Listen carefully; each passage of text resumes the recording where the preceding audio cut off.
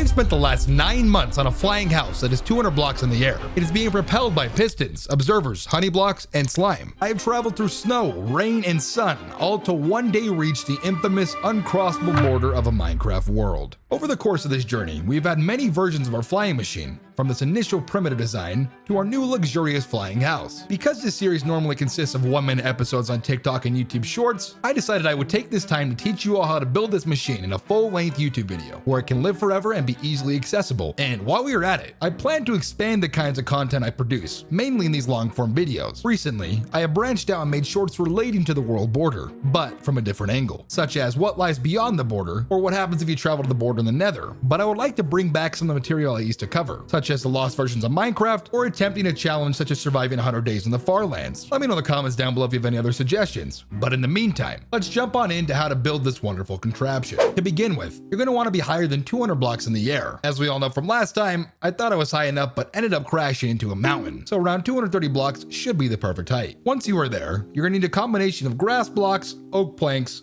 glass blocks, pistons, observers, honey blocks, slime, and sticky pistons. So we can start by creating an outline out of grass blocks. The outline should be an 8x8 grass block square. Once that outline is completed, we're going to build the house on this platform. The house should be 5x6 and should have 2 grass block rows in front of it, but there is one catch. On the back row of this house, ensure that it stays 5x6, and the back row does not exceed 3 blocks in height. And of course, be sure to break the grass block layer underneath the wood. Once that is done, you can build it however you like and place windows wherever you want. I personally recommend this 2-window design with the wooden block roof on top. If you would like to change it, you can do it however you like. Once this is done, we are now going to go onto our piston wall. Basically, a piston needs to touch every single block on this build and be 1 block away from the wood, as you can see right here.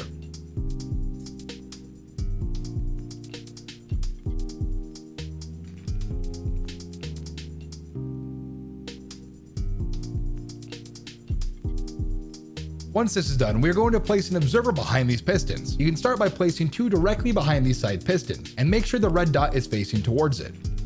Once that is done, we are going to add placeholder blocks on 2 rows, 1 between these 2 pistons and 1 2 rows above it, just like this. I like to use grass blocks because it's easy to identify. Once the placeholders are in place, we're going to fill the remaining rows with more pistons. This bottom layer can be done by breaking the pistons in the front and then replacing them afterwards. And for the top layer, sometimes it helps to put a block behind it and then place a row of observers. After that, we are going to move on to our slime and honey blocks. Now, every single block you see right here needs to be covered by either a slime or a honey block, and they need to be placed in opposing patterns.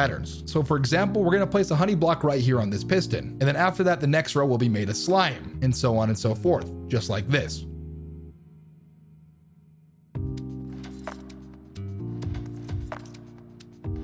Once it is done, you should have a perfect opposing pattern of slime and honey. Now we must move on to the second part of the machine. It's only going to get more fun. Instead of another 4-block row of pistons, we're just going to place them along this bottom layer right here, which should equal 8. Once they are placed, we're going to place observers behind them just like we did previously, except there should be an observer behind each block.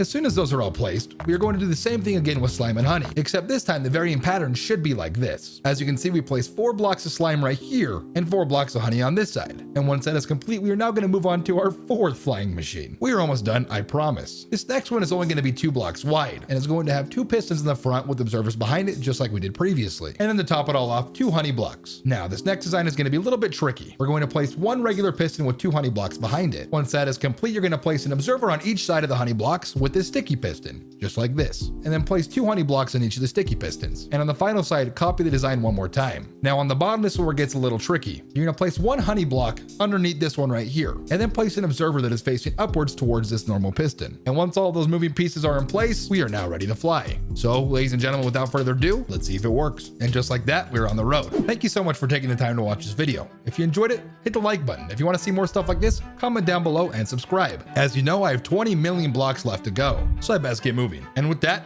I'll see you guys next time. Thanks for watching.